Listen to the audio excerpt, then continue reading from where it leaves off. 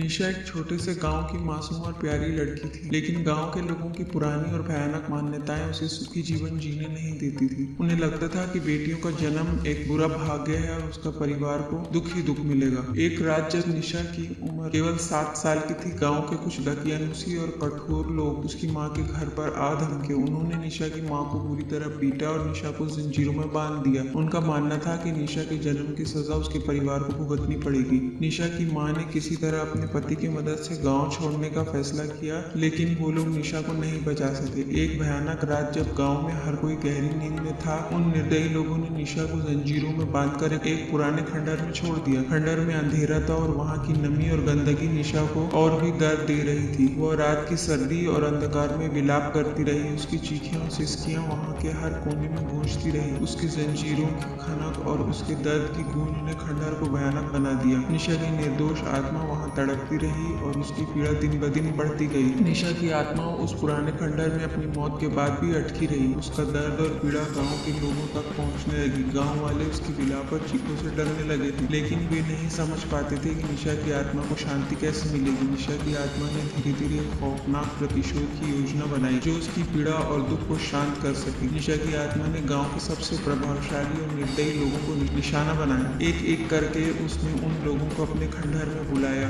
उसने उन्हें एक गहरे और अंधेरे भय के वातावरण में रखा, जहां उसकी आत्मा को भीषण आतंक का सामना करना पड़ा था। रातों की नींद और उसकी मानसिक स्थिति और हर एक दिन का आराम अचानक छिन गया। गांव के लोग समझ नहीं पा रहे थे कि उनके साथ क्या हो रहा है और उनकी स्थिति दिन ब दिन बदतर होती गई। निशा की आत्मा ने उन परिवारों को चुना जिन्होंने उसके परिवार को नुकसान पहुंचाया था। वह उसके सपनों में आई और उन्हें उस भयानक रातों की याद दिलाई जब निशा को जंजीरों में बांधकर खंडहर में छोड़ दिया गया। हर रात परिवार के सदस्य बुरी तरह से परेशान रहते और नींद में कांपते रहते। उनके बच्चों की सेहत भी प्रभावित होने लगी और वे बीमार पड़ने लगे। निशा की आत्मा ने गांव के त्योहारों और उत्सवों को निशाना बनाया। अपने गांव के सार्वजनिक समारोहों में भयानक घटनाएं घटी। दावतों में अचानक बीमार पड़ने लगी। गांव में लोग मानने लगे कि ये सब निशा की आत्मा का प्रतिशोध का परिणाम है। गांव वाले कहते हैं कि हर साल निशा की मृत्यु की रात को उसकी आत्मा उस खंडहर से बाहर आती है। लोग उसकी छोटी सी पीड़ित छवि देख सकते हैं। उसकी आंखों में अश्रु और उसके शरीर पर पुराने घाव होते हैं। उसकी चीखें और रोने की आवाजें रात के अंधेरे में सुनाई देती है, जिससे गांव के लोग कांप उठते हैं। निशा की आत्मा की यह पीड़ा और दर्द अब भी गांव में एक चेतावनी के रूप में जानी जाती है।